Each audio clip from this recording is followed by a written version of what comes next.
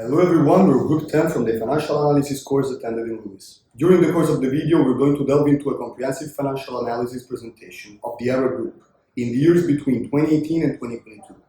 Our aim is to efficiently describe the financial health of the company through its solvency, liquidity, and profitability ratios and indicators, culminating in a comparative analysis with its industry competitors. Established in 2002, Hera Group has emerged as Italy's foremost entity in the aggregation of municipal companies. It adopts a multinational business approach to managing the supply of energy and environmental services to both citizens and businesses, with the ambition to establish a new model of economic development that harmonizes with environmental respect and prioritizes the needs of all stakeholders. Hera Group has positioned itself as a significant national multi-utility entity, publicly listed in 2003. Hera Group operations span across key sectors such as environmental, water, and energy. Environmental encompassing waste management and treatment, water covering water supply, sewerage and purification, and energy, including the distribution, sale of electricity, gas and energy services. Additionally, it extends its expertise to public lighting and telecommunication, consistently adopting a business model that focuses on creating shared value for all stakeholders.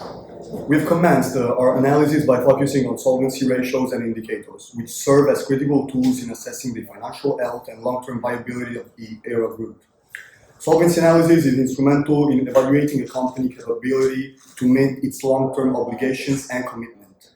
We have decided to approach the solvency analysis focusing on the company's strategy to finance its fixed assets through the primary and secondary structure ratios, and its degree of indebtedness through the liability structure. In the graph on the left, we observe the trend for the primary structure ratio, represented as the quotient of equity over fixed assets, which in essence elucidates the company's strategic approach to financing its core operation and asset base, mainly through equity, and for the secondary structure ratio, calculated as the ratio of permanent liability to fixed assets, which provides a deeper understanding of how the company utilizes long-term debts to support its asset infrastructure, a key aspect in assessing the company's solvency and long-term financial sustainability.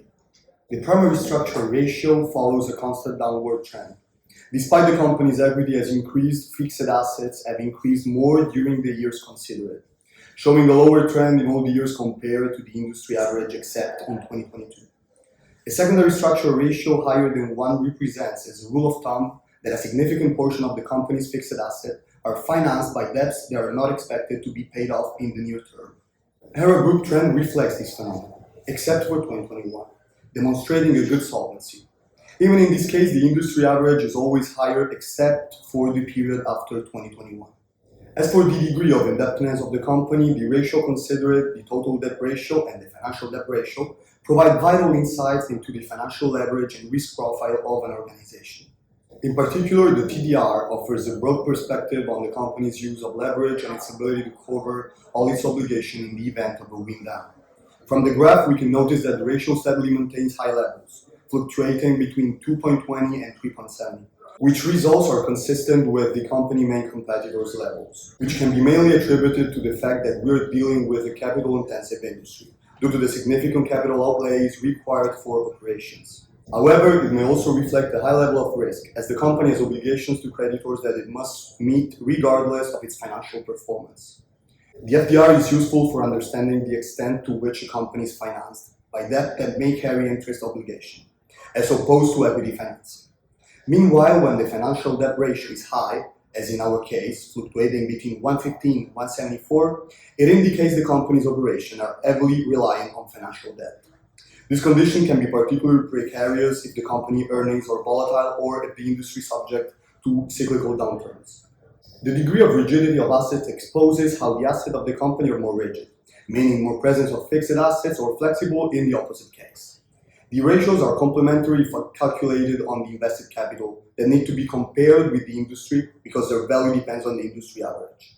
In this case, we decided to analyze it with the main competitor, which is A2A, and the industry benchmark, which is NO. As we can see, the value is similar in the case of strict competitors, but is different from the values of the industry benchmark, which is characterized by a more flexible structure. Moving on, we proceed with the liquidity analysis, which assesses a company's capacity to meet its short-term obligations, using assets that can quickly be converted into cash, thus maintaining solvency. Our attention will be devoted here both to margins and ratios that analyze the temporal correlation between short-term uses and sources, and ratios aim to analyzing the temporal concatenation of activities within the current operational cycle. As for the first one, current, quick, and cash ratios have been analyzed. The current ratio elucidates the company capability to meet its short-term obligations with assets that are readily convertible to cash within a fiscal year or operating cycle, thus providing a quick gauge of the company financial liquidity and operational efficiency. A general rule of thumb is the ratio above 1 is considered favorable, indicating that current assets exceed current liabilities. A ratio of 1.5 to 2 is often seen as optimal, providing a comfortable liquidity buffer while also suggesting that the company is not holding excessive assets. In our case, the ratio results to be slightly higher than 1 for all the years of the considered period. Even if this is not considered to be optimal, it is steadily increasing over the years, which bodes well for the future of the group. Moreover, our company, like the others in the sector, has a low value of inventory, meaning that it is difficult to reach the level of primary ratio that a manufacturing company has. The quick ratio assesses the company's ability to meet its short-term obligations with its most liquid assets, excluding inventories which are not as readily convertible to cash. Ideally, a quick ratio of 1 or above is considered healthy, as it means that the company liquidity asset equal or exceeds its current liabilities. Hera Group presents a quick ratio lower than 1 in 2018. Indicating that the company does not have much liquid assets to cover its current liabilities. This can be a sign of potential liquid issues, indicating the company may struggle to fulfill its short term. The following years, the ratio is likely above 1, which even if might not be immediately a signal of distress, suggests that the company operates with limited liquidity and may need to closely manage its cash flow to maintain operational stability. Finally, the cash ratio is employed to assess a company's capacity to cover its current liabilities in the event of an immediate demand for payment, only with use of cash and cash equivalents, thus providing a conservation perspective on liquidity. Hera sustains a cash ratio for an average of 21% during the period considered, meaning that a company is able to repay 1/5 of its current liabilities. It is also noteworthy now to analyze the average cash conversion cycle.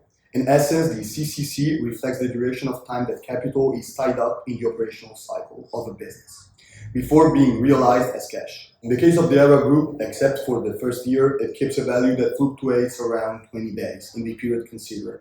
Practically speaking, a negative value of CCC is generally more desirable as it implies that the company is efficiently managing its cash flow and working capital. Conversely, such a CCC suggests inefficiencies in the company operation, potentially indicating issues with the inventory management, delayed receivables collection, or extended payment period for the suppliers, which force the company to rely on external financing. Nonetheless, we need to consider that in such industries employing utilities, it is not so uncommon to see positive CCC, since most of the receivables are delayed in time.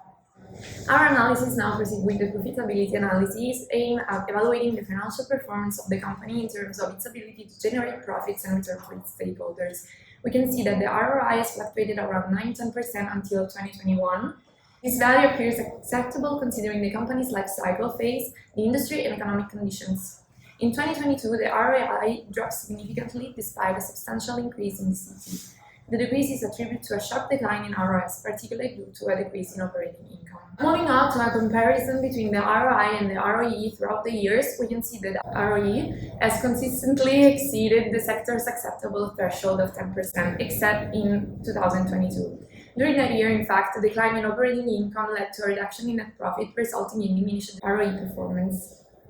A comparison graph illustrates that Hera's ROE outperformed its main competitor A2A for the initial 3 years. However, Hera experienced a slightly slower recovery post-COVID-19 pandemic compared to A2A, as evidenced by intersecting trends in the following years. As for the values of degree of extraordinary leverage, they are consistent and equal to 1 throughout the period because the company did not incur any expenses or revenues from extraordinary area.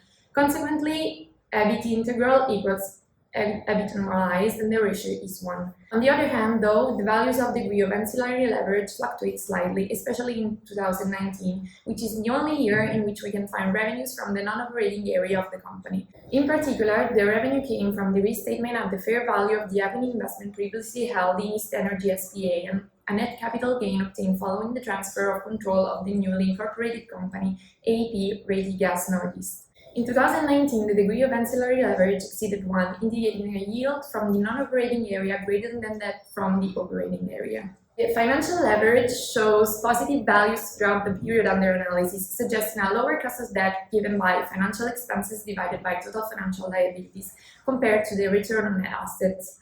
The return on net assets is calculated as the value of operating invested capital, excluding trade payables, and EBIT, including the ancillary area. A positive value of financial leverage is a good sign because it gives the company a broader maneuvering capability in case it needs to resort to higher levels of indebtedness. However, we must consider that while the leverage value is positive in every year under examination, in some years it is quite low, and therefore the advantage that should result from it is not very high.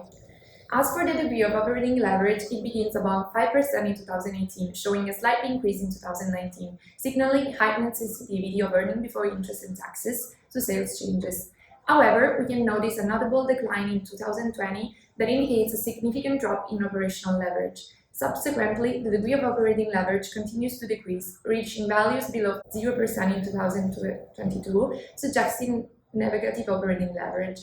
Possible reasons for the negative values include either decreased sales volume without proportional cost reduction, a shift to a more variable cost structure, or strategic changes. So, the negative value of 2022 is concerning implied EBIT reduction with increasing sales. Looking at the risk indicator, we can report after conducting an empirical analysis that up to 3% to 5%, the risk of insolvency is low. From 5% to 10%, the risk of insolvency is medium. From 10% to 15%, the risk of insolvency is high. Above 15%, there is a strong danger of insolvency due to the financial structure. The risk indicators, so the figures mentioned before, measure the percentage of financial charges over turnover. Since Hera's indicator is always lower than 5%, it means that the company has a low risk of insolvency. In conclusion, we can state that, for what regards the solvency of the company, Hera's primary and secondary ratio values are below the sector average value. Specifically, they are slightly lower compared to the main competitor. However, there's nothing alarming or severe that would indicate a high risk of insolvency. This aspect is further confirmed by the indicators of degree of indebtedness and rigidity of assets. As for the liquidity, it results that the company appears to have stronger structure compared to market competitors. In fact, although the liquidity ratios are not exceptionally high, they consistently surpass the industry average. And lastly, for what concerns the profitability, Hera demonstrates strong numbers in terms of profitability, and particularly noteworthy is the net return on equity, which consistently maintains excellent value throughout the period, so more than 10%, especially compared to its main competitor A2A.